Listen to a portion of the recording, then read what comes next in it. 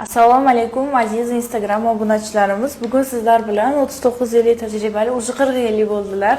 40 yillik tajribali akusher-ginekologimiz, reproduktologimiz Hersan xonim yana sizlar bilan jonli efirdalar. Üstünde sesi kısmışım ama Instagram açılınca yine ses çıkıyor. Evet. Hocam mikrofon orada dursun mu yoksa? Tamam. Evet. Ko'p kutilgan jonli efirimiz desak ham bo'ladi. Ko'p vaqtdan beri jonli efir qilmayotgandik. Bugun sizlar bilan mana sizning savollaringizga javob berishga. Evet, Ramazan geçti, bayram geçti. Bayramlarını kutlayalım. Değerli Instagram takipçilerimiz, geçmiş bayramınız kutlu olsun. Bugün yine birlikte bir saat birlikte olacağız. Sorularınızı bekliyorum. İnfertilite ve tüp bebekle alakalı sorularınız olursa tabii ki cevaplandırmaya hazırım. Albatta Ramazon bayrami ham o'tdi, ro'za oyimiz ham tugadi va sizlarni hammangizni yana bir bora tabriklab qolamiz. Sizlardan kelgan savollarga javob berishga albatta harakat qilamiz. Qanday savollaringiz bo'lsa, eko haqida, bepushtlik haqida albatta berishingiz mumkin.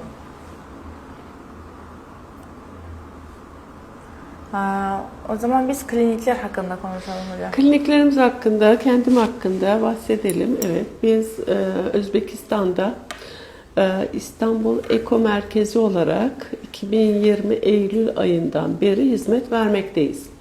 İstanbul Eko Merkezi Taşkent'te, Semerkant'ta ve Ürgenç'te 3 tane şubemiz var. Ana şube, ana merkez Taşkent'te, 2 tane şubesiyle hizmet vermekte. Semerkant ve Ürgenç'te. Bizning klinikamiz 2020-yil sentyabr oyidan boshlab xizmat ko'rsatib kelgan ilk litsenziyaga ega bo'lgan markaz hisoblanadi. Bu 5 yil ichida biz 3 ta filial ochganmiz. Bu Toshkentda albatta ilk markazimiz, keyin Samarqandda ochganmiz 2021 va 2023da ham Urganchda ochganmiz, Xorazmda ya'ni. 3 ta klinikamizda ham hizmet vermekteyiz.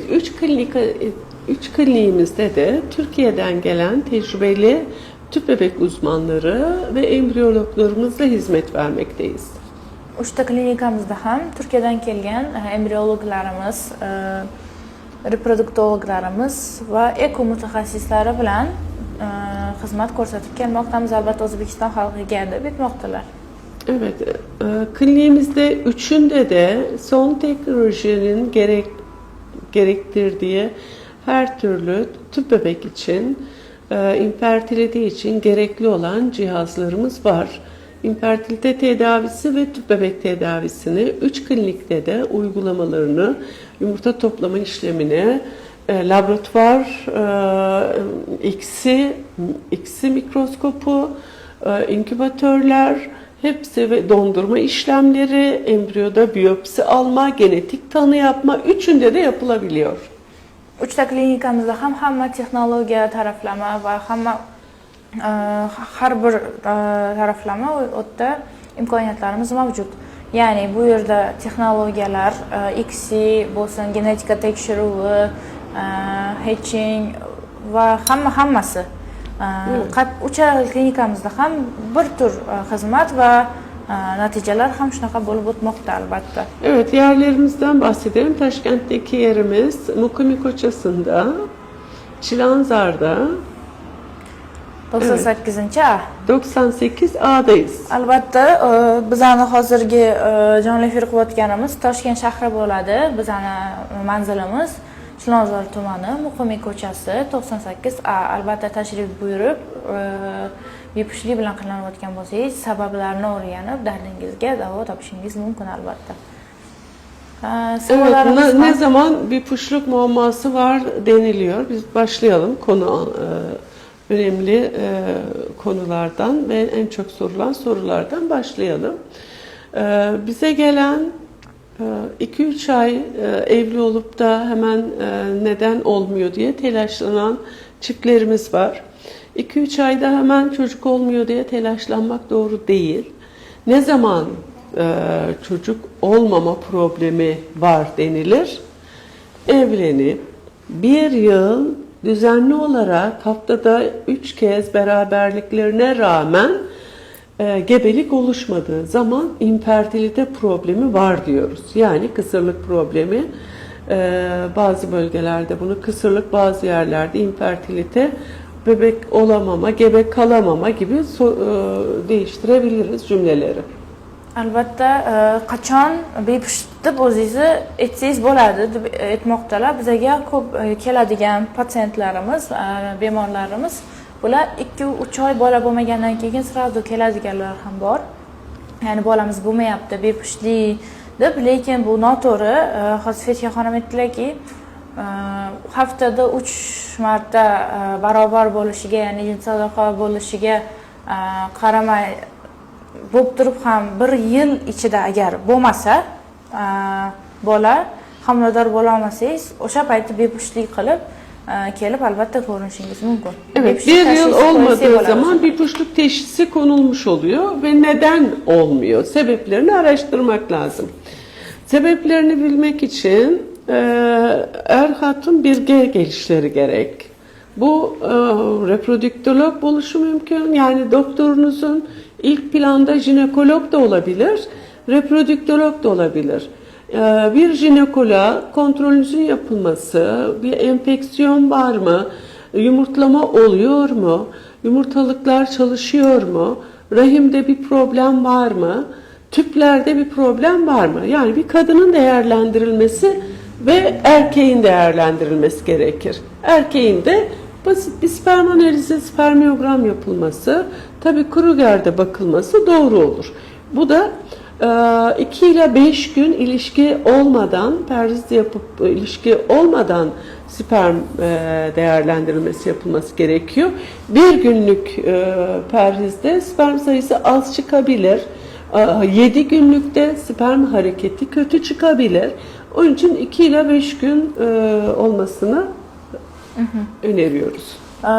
Bepushli deb tashxis qo'yilgandan keyin nima bo'ladi? Bu yerga kelasiz va albatta er-xotin juftlik birgalikda kelishi kerak bo'ladi. Ularga testlar bor. Ayolni ko'rish kerak, turbasidami problema, nima sababdan bola bo'lmayapti, bachadonidami endometrioz bormi yoki boshqacha muammolar bormi? Ularni hammasini ko'rib, ularni test qildirib, analiz javoblari, gormonlari, ularni hammasini tekshirib ko'rib test qilamiz. Turba rengeni kılıcı gerek, turbalar açık mı, yapık mı? Hormon analizleri, hayızın 2. 3. günü estradiol, FSG, LH analizini görüş gerek. Estradiol, FSG, LH. IMG her zaman bakılabilir. Her daim verirseniz болады. Açlık, tokluk fark etmez. TTG hormonu, prolaktin hormonu, insülin hormonu. Hormon analizlerini her daim baktırışınız görülüşü mümkün. Fakat E2, estradiol, FSG, LG hormonlarını hayızın 2-3. günü görüş gerek. LG, estradiol, FSG gormonlari LG. Bularni hayızning 2-3. kunida ko'rish kerak ekan. Shu gormonlarni topshirish kerak, erkak ham spermogramma topshiradi. Analiz javoblariga qarab nima qilish kerak, qanaqa yo'l tutish kerak, buni albatta plan reja qilinadi. Enfeksiyon var mı? Mazok topşuruş, mazok analizi, pap analizi, simir testi, rahim ağzında yara var mı? Ciddi bir enfeksiyon var mı? Kültür yapılması, rahimde ultrasonografide iç duvarın kalınlaşması normal mi? Bir 9-10. gün endometrium kalınlığının ölçülmesi, 9-10. gün folikülün boyutunun ölçülmesi. Yani bir kadının folikülünün gelişmesiyle beraber endometriumda kalınlaşabiliyor mu? Bunları normal bir ilk dönemde 1 yıl bebek olmadığı zaman takip etmek lazım. Folikülometri yapmak lazım. Endometrium kalınlığını ultrasonda görmek lazım 9-10. gün. Ve yumurtanın çatlayıp çatlamadığını takip etmek lazım. Bunu da 17 ve 21. gün progesteron bakarak yapılabilir. Folikülün çatlayıp çatlamadığı. Ayol pop mazok analizlarini topshiradi. Bachadon og'zida yara bormi, ichida bitta bir problema bormi? Bularni hammasi topshiriladi va endometriyasi yaxshi qalinlashyaptimi? Bu Folikül gelişiyor mu? Folikül Folikül yarılıyor mu? tuxum Bunlar hujayrasi nasıl? yaxshi yorilyaptimi? Tuxum hujayrasi yaxshi yetilyaptimi? Vaqtida yorilyaptimi? Bularni hammasini analiz topshirib yoki ultratovushda ham ko'rib, nechta folikulasi bor, yetarlimi, hammasini ko'rib va progesteron analizi Problemin ne olduğunu tespit etmek problemani lazım. ya'ni muammoni bilamiz, keyin o'shanga qarab reja qilamiz albatta. Problem %40 kadında, %40 erkekte problem yakalanıyor. %20 de her ikisinde de oluyor. Bir dakika. Ha, Evet, şimdi internet mi gidiyor? biraz gitti, şimdi geldi. Hozir Fatiha xonim aytib o'tdilarki, problema o'zi ko'pincha kimda bo'ladi? Ko'p statistikalarga Özbekistan'da qaraganda hep kadında daha çok problem zannediliyor. Evet. İki tarafta da %40 %40 görülüyor. O'zbekistonda aytyaptilar, hamma problema ayolda, chunki farzandli bo'la olmayapti degan bitta bir Hemen gap kadını bor. muayeneye Sразу, götürüyorlar. ayol olib kelishadi, o'ziga olib kelishadi, shu problema bo'lyapti, shunaqa bo'lyapti, bolasi bo'lmayapti. Lekin statistikaga qaraganda dunyo bo'yicha 40% ayolda problema, 40% erkakda problema va 20% ikkalasida ham problema. Ikkalasini problemasi bo'ladi. Shuning uchun ikkalasi birga kelish kerak, ikkalasi Evet, bitta testdan ikisini o'tish birlikte kerak, değerlendirmek ko'rishimiz kerak, lazım. ikkalasini bitta. Önce bir puşluğun sebebi. Sebebi bulduktan sonra o sebebe yönelik tedavi yapmak. Sebepleri birinci enfeksiyon mu? Enfeksiyon tedavisi. Rahimle ilgili bir problem varsa, miyom varsa, büyük bir miyomsa, rahim içindeyse bunların alınması. Yumurtalıkla ilgili folikül gelişiyor mu? Yumurtalık çalışıyor mu? Rezervi nasıl? AMH'sı, hormonlarını ve ultrasonunu, üçünü birlikte değerlendirmek lazım. Tüpler açık mı, kapalı mı? Bunların hepsi basamak basamak tetkik edip sonuç değerlendirilip sonuca göre de tedavi. Erkekte problem varsa sperm sonucunu görüp sonuçta orada enfeksiyon varsa kültür yapıp yine erkeğin de enfeksiyonunu çok sık görüyoruz. Bir enfeksiyon tedavisi yapılır ve sperm analizi en az 2 defa yapmak lazım 15 gün arayla. 3 kere olursa tabii daha iyi olur. Çünkü sperm analizi yorgunlukla değişebilir. O günkü beslenmesiyle değişebilir. İlişki perhiz süresiyle değişebilir. Aldığı ilaçlarla değişebilir. Enfeksiyon Ha, yo'q, ondan değil. Ha, şimdi çalıştı. Hozir Fatiha xonim aytib o'tdilarki, oldin bepushtlikning sababini o'rganib chiqish kerak. Ayolda turbasi ochiqmi, yo'qmi, turba rentgen qilib ko'rish kerak. Polip miyomalar bormi, o'shani oldin davolash kerak. Infeksiyasi bo'lsa, infeksiyani oldin, gepatit bo'lsa, gepatitini oldin davolash kerak. Va hamma qanaqa kasalliklar bo'lsa, hammasi test analiz qilinadi. O'shanga qarab Fatiha xonimga aytadi, "Mana shuni davolaymiz, shunaqa bo'ladi." Keyin biz bu muolajaga o'tamiz. Va shunaqa bo'lib oldin ekoga sразу olmaymiz. Oldin ko'ramiz, tekshiramiz. Ayolning vujudini hamma joyi tekshiriladi. Erkakni ham bitta spermogramma topshirganidan sразу bitta qaror berilmaydi. 2-3 ta topshirib ko'rgani yaxshiroq bo'ladi. Chunki o'sha kungi yegan ovqatiga, o'sha kungi может быть ichgan dorilariga yoki infeksiyasiga, stressga, charchaganiga, hamma narsaga bog'liq bo'ladi. Shuning uchun 2-3 ta berib ko'rishini, spermogramma testini albatta 2 kun, 3 kun aloqa bo'lmagan holda saqlanib, keyin spermogramma testi beriladi. Va bu hammasini testlari ko'rilib, keyin albatta bitta plan qilinadi. Soruları bakalım bu arada. Evet. Assalomu alaykum. Katta miyoma bilan ham eko qilsa bo'ladimi? Miyomanın yeri önemli. Az önce de bahsettim. Miyom rahim içindeyse yarım santim bile olsa tehlikeli. Manda matka bilan olib tashlanadi miyoma deb aytyapti dedi. Miyoma büyük diyor, rahimle alacağız demişler. Yani miyomun bulunduğu yere ve büyüklüğüne göre tabii ameliyat gerekebiliyor. Rahim içerisinde olursa histeroskopiyle miyomlar alınabiliyor. Ama dışarı doğru farklı büyüklükte bazen bebek kafası büyüklüğünde olan miyomlar oluyor ve rahimin tamamını kaplayabiliyor. O zaman rahimle birlikte almak gerekebiliyor. Ona yapılacak bir şey yok. Hozir aytib İyi bir elde, iyi bir jinekolojik cerrahisi olan birinde rahim kurtarılabilir mi? Onu görmek, göstermek yaxshi lazım. professional qo'llarda deyapti. Balki bachadon qolishi mumkin, ya'ni bachadonni qutqarish mumkinmi? Shuni ko'ring deyapti. Chunki mioma qayerda joylashganiga va qanaqa kattaligiga bog'liq ekan. Agar bola chaqaloqni boshidek katta bo'lsa, mioma albatta как его bachadon bilan olib tashlanishi mumkin ekan. Toshkentdami manzili qayerda? Toshkent shahri Chilonzor tumani Muqimiy ko'chasida 98A. Hozir masga nomerlarni yozib qoldiraman. 55lik kodi bilan yozib olsangiz, 55lik kodi bilan 512 22 21. Suallerinizi Kirille yazarsanız ben de anlayabilirim.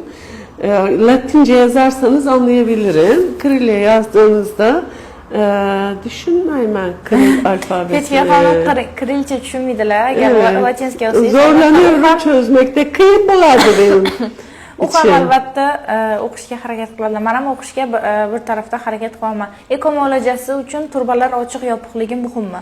Eko muolajasında biz uruk hücrelerini laboratuvarda çatıştıramız. Normal tabii yoldan hamiledarlıkta turbada uçreşediler uruk hücreleri. Eko muolajasında biz laboratuvarda çatıştıramız ve embriyonu bacadan içine koyamız. Turbalar gerekmeydi. Turba açıklığı, yapıklığı mühimmas. Albatta hozir aytib o'tdilar, turba yopiq ochiqligi ekodan muhim emas. Chunki biz laboratoriya sharoitida turbada bo'ladigan jarayonni qilib o'tamiz. Ya'ni erkak guruh hujayrasi bilan ayol tuxum hujayrasini chatishtirib, bola hosil qilib, keyin bachadonga ko'chirib o'tkazamiz. Turba kerak qachon? Tabiiy yo'l payti kerak bo'ladi. Bizga ekoga turba kerak emas. Assalomu alaykum. Ekodan keyin qancha vaqtda test ko'rsatadi? Ekodan keyin sonucu en erken ne zaman belli olur? 9. günde, 7. günde belli olabilir. Erken beta HCG kan analizi yapılarak erken yapılmasında şöyle bir sıkıntı oluyor. Biz erken dönemde östradiol düşük olduğu zaman ve progesteron düşük olduğu zaman HCG iğnesi verilebiliyor. O iğneler gebelik hormonunu pozitif gösterebiliyor. Onun için iğnenin yapıldığı güne yakın olursa, erkene alırsak testi bizi yanıltabilir. Onun için diyoruz ki blast verirsek eğer 10. günde, 3. gün embriyosu verirsek 12. günde test yapalım diyoruz. Ertadan test qilish noto'g'ri ko'rsatishi mumkin ekan. Chunki biz igna dori berganimizdan keyin ular noto'g'ri ko'rsatishi mumkin va bizni nima qilishi mumkin ekan.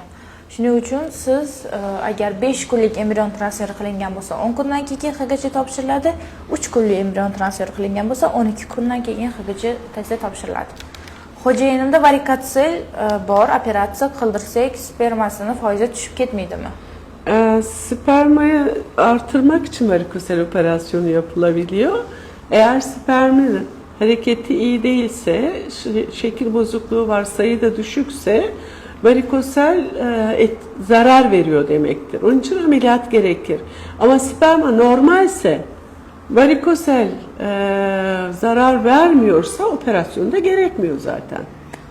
Hozir aytib o'tdilarki, spermogrammasida normalni chiqayotgan bo'lsa, sperma yaxshi bo'lsa, varikotsel operatsiya qilish kerak emas. Varikosel nedir? Onu bahsedelim bir. Nasıl zarar veriyor? Varikosel erkekte mayokların etrafındaki damarların genişlemesi, varislerin artması. Varisler çoğaldığı zaman yani damar genişlemeleri çok olunca damardan kan dönüşü bozuk olunca orada göllenip kalıyor. Bekleyen kan o testislerin, mayokların ısısını artırıyor. Sıcaklığını artırıyor. Sıcak ortamda da sperm bozuluyor. Spermler sıcağı sevmez. Soğuk tutmak gerekiyor. Yani orada varisler çok olduğu zaman sperm kalitesini bozuyor. Onun için ameliyat yapıp bu varisleri almak lazım, düzeltmek lazım. Varikotsel o'zi aslida nima degan savolga hozir javob berdilar. Varikotsel bu erkak mayagida atrofida turgan tomirlarni kengayishi. Bu tomirlar kengaygandan keyin qon o'tishi sekinlashib, o'tda qoladi. O'tmaydi ya'ni qon. O'tda qoladi. Qolgandan keyin bu qon qolgandan keyin erkakning mayagida haroratni ko'taradi. Ya'ni issiqroq bo'ladi. Keyin harorat ko'tarilgandan keyin o'tda spermatozoidlar o'sha yerda ishlab chiqarilgandan keyin ular issiqlikni yaxshi ko'rmas ekan, sevmas ekan. Ular sovuq joyda bo'lishi kerak va nima bo'ladi? Spermatozoidlarning shakli buzilib boradi va harakati bozulur. Harakati buziladi, shakli va soni kamayadi. Shuning uchun ham varikotsel agar spermatozoidlarni yerlerde yapılması gerekiyor. Doğru yerden o varisin alınması, bağlanması gerekiyor.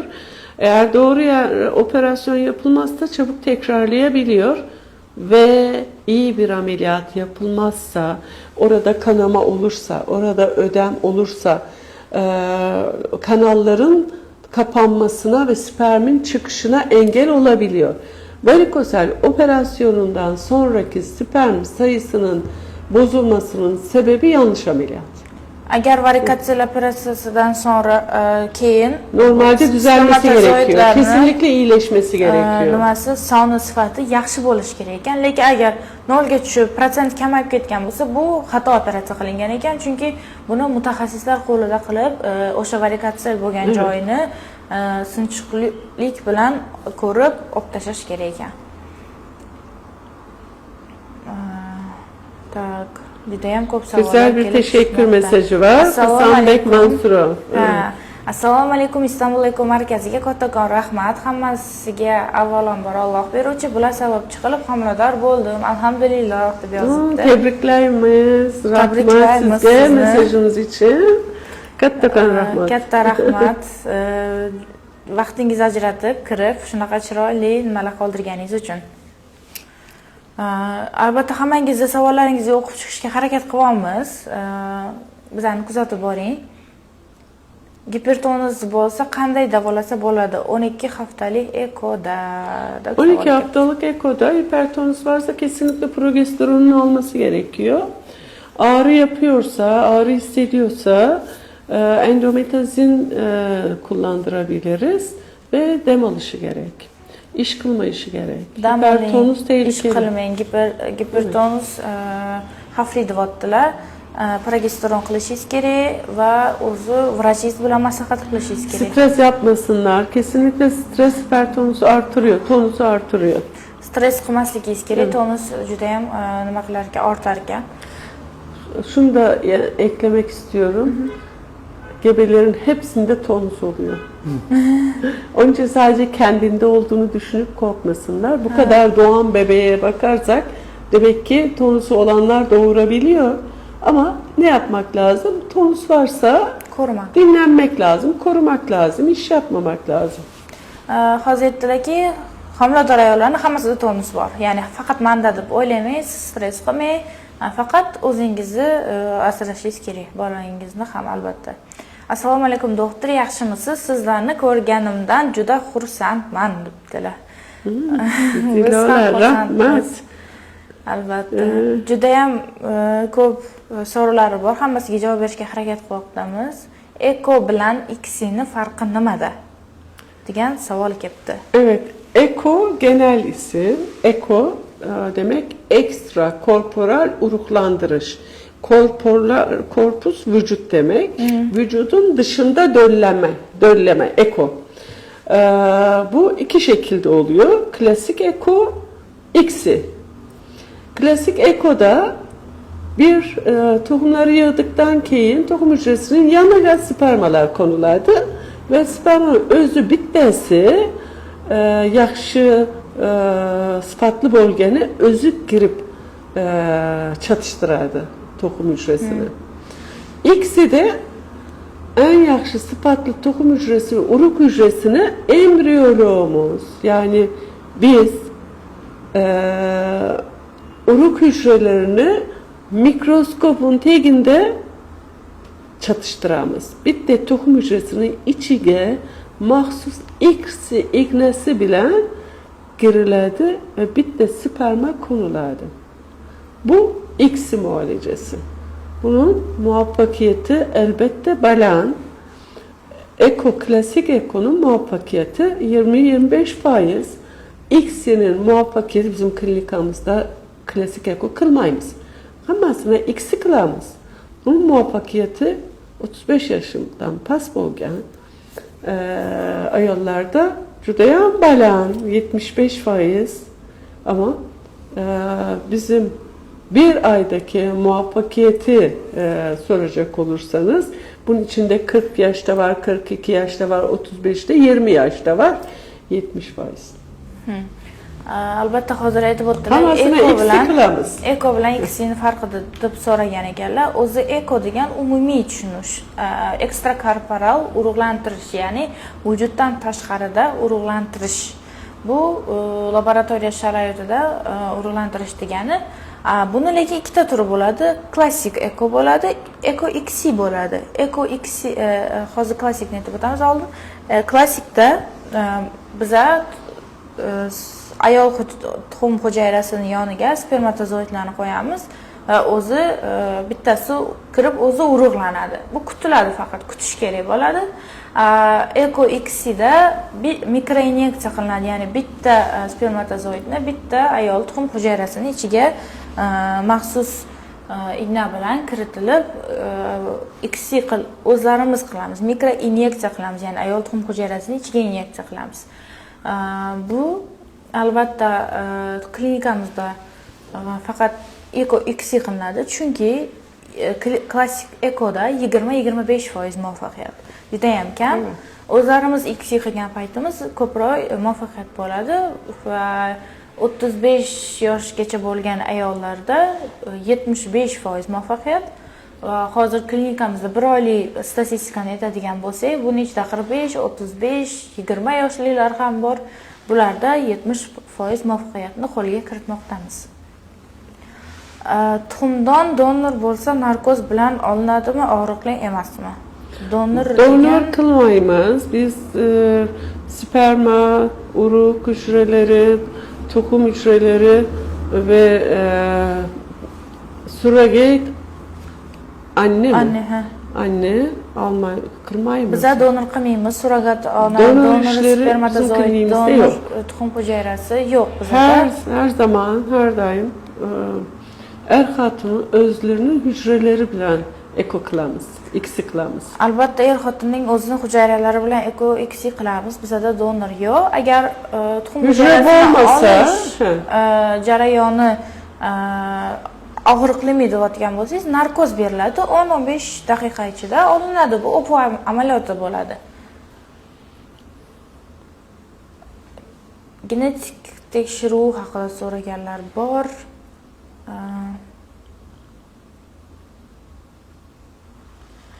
Assalomu alaykum, Istanbul ekoga bordim. Sizlarning filiallaringizga berayotgan tabletkalar organizmga yomon ta'sir qilmaydimi? Ekoda verdiği şeyler diyor, ilaçlar diyor.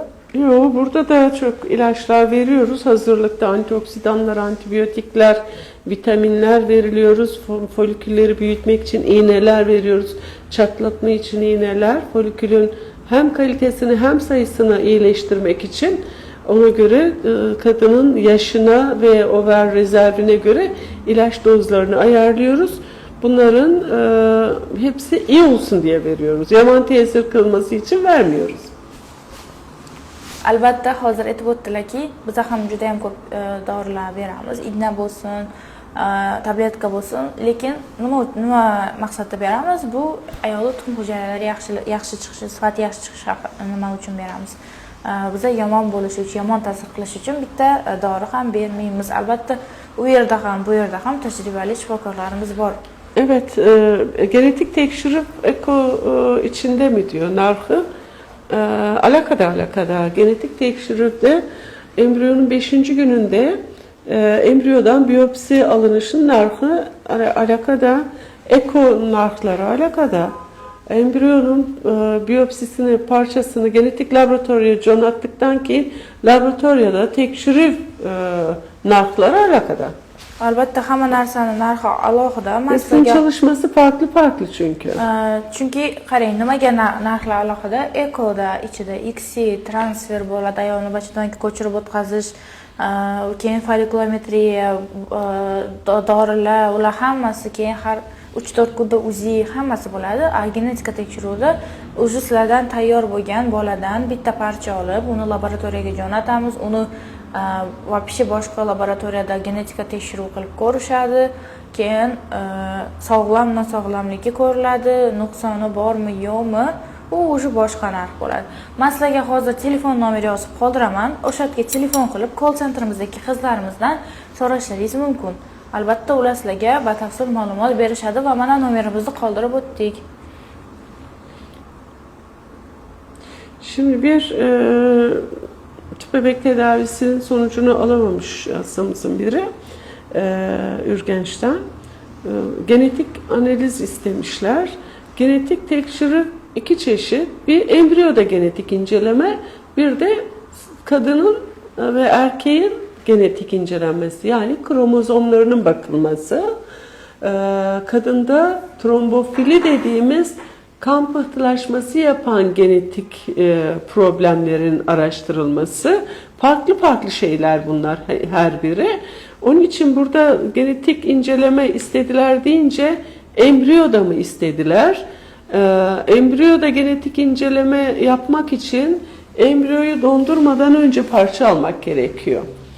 Eğer inceleme yapılacaksa dondurulmuş olan embriyo çözülecek, parça alınacak, o analize gönderilecek ve o arada beklemek için tekrar dondurmak gerekir. Yani bu süreci hazırlıklı olması gerekir çiftler. Ama kendilerindeki genetik incelemeler ayrı. Karyotiplerin bakılması, trombofili genetik analizlerin yapılması, onlar da sebebini açıklamak için yapılması doğru olur. Neden gebe kalamadığının sebebini? Bitta bemor salbiy natija olgan ekanlar. O'shaning uchun genetika tekshiruv istadilar deb yozgan ekan. Genetika tekshiruv embriondami, sizdami, qondami, erkak xromosomasi, ayol trombofiliyasidami, uni oldin ko'rish kerak. Nima qayerdan genetika tekshiruv o'tkazildi va albatta agar u filialimizdagi doktor yoki bizada bo'lsangiz, bizadagi doktor buni aytgan bo'lsa, shunaqa tekshirish kerak degan bo'lsa, demak tekshirish kerak albatta. Buni chunki birinchi marta o'xshamadi degan, butun umr o'xshamaydi degan emas. Bor shunaqa bemorlarda genetika tekshiruv qilganmiz, albatta o'xshab ketganlar ham bor. Shuning uchun bu degani hayot to'xtab qoldi degani emas. Genetika tekshiruv degan bo'lsa, shuni o'tkazing. Albatta keyin sizga ham bizani juda ham 75% statistikamiz ichiga kirishingizni tilab qolamiz. Evet, 6 yıllık evli olan bir takipçimiz soruyor. 6 yıldır tabii yolla olmadı, nime kılışım gerek. Tabii yolla liçenyaları almışlar. 6 yıl çok uzun bir süre, az değil, 6 ay değil. 1 yıl, 2 yıl, 6 yıl bebeksiz olmak bir ailede çok ciddi yıpranmalar yapıyor. Strese bağlı, çevre baskısı, ailenin, büyüklerin beklentisi, üzgünlük, depresyon, sinir bozuklukları ve yumurtlama bozukluklarının hücre kalitesinde bozulmalar artıyor. Tüp bebek tedavisine bir an önce girmeleri gerekiyor. Tüp bebek tedavisiyle başarı şansı yüksek olduğu için gebelik şansı yüksek olacaktır. Gecikmesinler, gelsinler, bir an önce tüp bebeği alalım. Albatta 6 yil bo'pti deb yozibsiz. 6 yil bu juda ham katta, nima desam bo'ladi. 6 yilda bitta bola 6 yosh bo'ladi deb aytsak bo'ladi. Tabiiy yo'lda juda ham ko'p lecheniya qilgan ekansiz. Shuning uchun vaqtingizni o'tkazmasdan, ayol klinikasiga kirmasdan, erkakning tuxum hujayrasi, urug' hujayrasi yomon sifatli bo'lib ketmasidan tezroq ekoga kirishingizni doktorimiz maslahat beryaptilar. Chunki bilasiz, yosh o'tgach уже shans ham tushib boraveradi. Biz Qirg'izistondanmiz, borsak necha kunda tekshiruvlardan o'tib olsak bo'ladi. Ibragimova, bizga direktdan yozsangiz, biz sizga WhatsApp nomer beramiz va siz bilan albatta aloqaga chiqib, hammasini batafsil tushuntirishimiz mumkin. Lekin kelsangiz ham 2-3 kun ichida tezroq analizlarni topshirib, borib kelsangiz, borib kelib tursangiz bo'ladi Qirg'izistonga. Qirg'izistondan juda ham ko'p patsientlarimiz bor. Adetin birinci günü gelse, üçüncü güne analiz cevapları çıkmış olur ve başlanabilir. Albatta, hayzning birinchi kuni keling, 3-kunigacha analiz javoblaringiz chiqadi va Her şey iyiyse başlanabilir. hamma narsa yaxshi bo'lsa, ekoga tezroq olamiz va Evet, Yasmin'in güzel bir mesajı var. Oğulcalı oldum. Hammasına katta rahmet. Allah razı olsun diyor. İstanbul Eko Klinikası'na. hozir o'qiymiz. Evet, Yasmin. Aha, assalomu alaykum. Men sizlarda eko qildirganman. Alloh rozi bo'lsin sizlardan. Sizlar sababchi o'g'ilchali bo'ldim debdilar. Tebriklaymiz. Tabriklaymiz. Rahmet mesajınız için. Sizga Zaman koyup yazdığınız için. vaqtingizni ajratib Evet. yozganingiz uchun, bolachamizni olib keling, albatta juda ham issiq kunlar kelmoqda. Qo'rqmasdan olib kelavering, ko'cha o'sha issiq. Sağlıklı uzun ömürlü olsun. Anneli babalı büyüsün inşallah. Inshaalloh yaxshi juda ham kattaysin, sog' salomat ulg'aysin. Bir tanedan so'ramiz Bir bor. tut bebek. Ekodan paydo bo'lgan bola boshqa odamlarga nisbatan nimjon bo'ladimi? Ne boladı mı? Ekodan olan bebek diyor, başka işte insanlara Evet. Ne farklı olarak nedir diyor? biraz Zeki mi? yok, tam tersi. Öyle mi? Ha, yok. Öyle mi olacak Eğer diyor. normal vaktinde doğarsa, gebelik takibi normal olduysa, herhangi bir problem yaşanmadıysa tabii ki normal gebelik normal Zayıf bebek böyle mi oluyor. olacak diyor. Seçilmiş hücreler daha zeki oluyor aksine. Sperm seçiliyor en iyisi. Yumurta en iyisi seçiliyor, dölleniyor. En iyi embriyo seçilip veriliyor. Onun için normal popülasyona göre daha üstün zekalı, daha problemsiz Anladım. bebekler oluyorlar. Hozir aytib o'tdilarki, ekoda paydo bo'lgan bola aqlli bo'lsa bo'ladi, lekin nimjon bo'lmaydi deb aytdilar. Chunki biza eng sifatli erkak urug'idan spermatozoidlarni tanlab olamiz, eng sifatli ayol tuxum hujayrasini tanlab olib, bularni X qilamiz. Tabiiy yo'lda esa Embriyonda en güzeli sifatsiz- seçilip konuluyor sonuçta. Keyin ular deylikki eng sifatli erkak urug'i, eng sifatli ayol urug'i X qildi, embrion hosil bo'ldi. 5-kungacha yetib kelgan kuchli embrion, chiroyli embrion, sifatlisi, ya'ni ular sifatiga baholanadi A, B, B deb ular baholanadi A, B deb. Eng sifatlisini transfer qilamiz, ya'ni ko'chirib o'tkazamiz ayolning bachadoniga. Juda ham aqlli bo'ladi, teskarisi deb aytib o'tdilar. Chunki siz bilmaysiz tabiiy yo'lda u qanaqa nima bo'ladi, sifatli ketdimi, sifatsiz ketdimi bilmaysiz. Biza lekin nima qila olamiz, ayta olamiz, shu sifatli embrionni ko'chirib 3 o'tkazamiz. günlük embriyo mu yaxshi, 5 günlük embriyo mu yaxshi diyor. Elbette 5 gün laboratuvarda gözlemek, büyütmek, büyük bebeği anneye teslim etmek daha şansı artırıyor. 3 günde de transfer ettiğimizde onun 2 günlük gelişmesini görmemiş oluyoruz. Gelişecekse, 5. güne gidecekse koyduktan sonra o da gelişecektir. Hani biz sadece dışarıda 5. güne gittiği zaman seviniyoruz. Evet, bu embriyolardan, elimizdeki embriyolardan 5. güne kadar büyüyenler hangileri, büyümeyenleri elimine etmiş oluyoruz, ayırt etmiş oluyoruz. Büyüyen 5. güne gidenleri donduruyoruz. Eğer az embriyo olursa 3. günde donduruyoruz. Sonuçta tabii ki 3. gündekinin de başarısı tutulması, gelişmesi mümkün. Çok çocuklarımız Evet. geldi 3. günlük embriyonda hatta. Evet. Eskiden hep 3. gün transferi yapıyorduk. Şimdi laboratuvar şartları, imkanlarımız daha iyi olduğu için 2 gün daha bebeği laboratuvarda takip etme cesaretini gösteriyoruz. 5. güne kadar büyütüyoruz ki çok hücre olsun ve en iyi olanı seçebilelim. Eğer 10 tane 3. gün embriyosu varsa 5. güne kadar hepsi gitmeyebiliyor. Hepsi gebelik oluşturmayabiliyor. Hangisi gebelik oluşturacak, hangisi büyüyecek onu 2 gün daha gözleyerek seçebiliyoruz. Albatta eskidan faqat 3. kun embriosini transfer edik. Hozir laboratoriyamiz shartlari o'zgargandan keyin yana 2 kun laboratoriyada qoldiramiz, bolachalari kuzatamiz. Hujayrasi bilasiz har kun 2 ga ko'payib boraveradi bularni. 5-kungacha olib boramizki, bular hujayrasi ko'p bo'lsin, bularni bu yaxshi sifatli, buni sifati o'rta sifatni baholab bilaylik deb biz 5-kungacha olib boramiz. Ikkalasining ham sifati ya'ni yaxshi qarasak, chunki 3-kunda ham transfer qilgan bolachalarimiz mana Instagramga qo'yibamiz, kelishyapti. Oldingi bolachalarimiz o'shalar, hozirgilar ham 5-kungacha yetganlar, endi tug'ilishyapti, ular yangi avlod. Evet, Narboyeva'nın bir sorusu var. Dış gebelik oldum diyor Eko bilen. Dış gebelik tüp bebekte niye olur? Tüp bebekte evet embriyoyu biz e-gluyla rahim içerisine yapıştırıyoruz. E-glü denilen yapıştırıcıyla, onun için koyduğu yeri ultrasonda iyi görüp ve rahim içerisine yerleştirdiğini, onun atıldığı ve gittiği yeri görürsek yani dış gebelik olma ihtimali neredeyse 0 oluyor.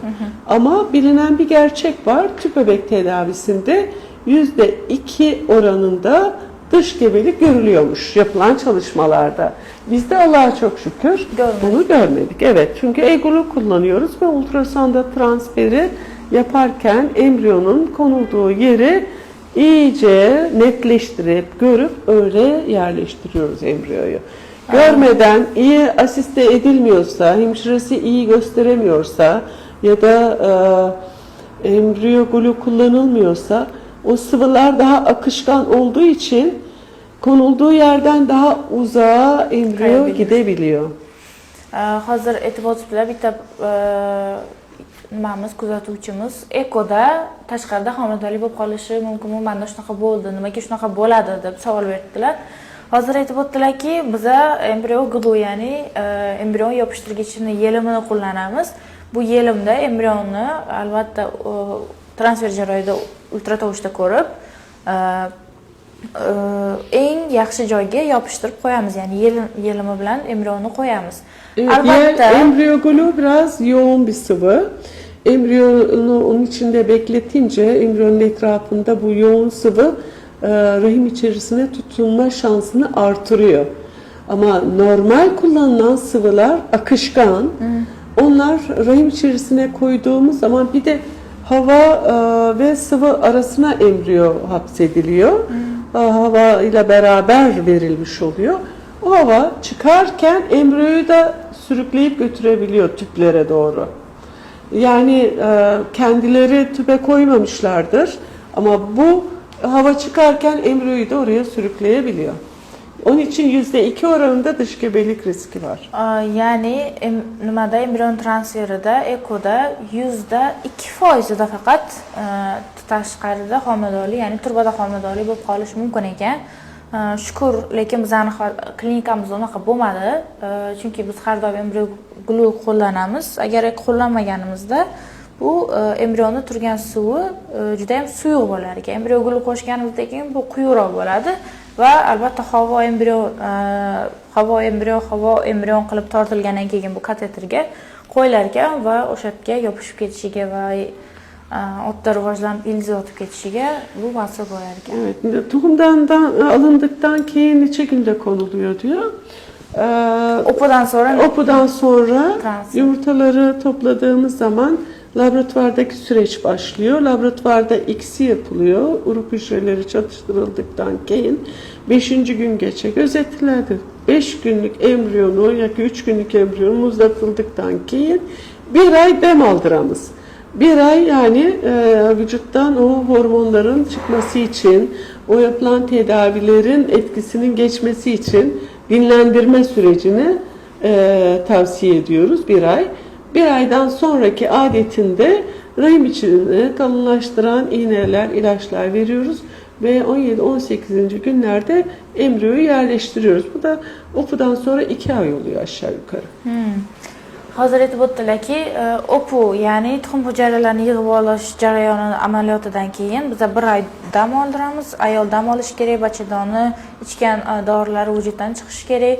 Dam olgandan keyin keyingi hayzini albatta biz tayyorlab boshlaymiz bolani ko'chirib o'tkazishga va 17-20 kun 17-20 kunmi? Evet, 17-20 gün arasında transfer ediliyor. 17-20 kun ko'ramiz endometrioz qachon qalin bo'lgan payti, o'sha paytda transfer, ya'ni 2 oydan keyin baribir ko'chirib o'tkaziladi.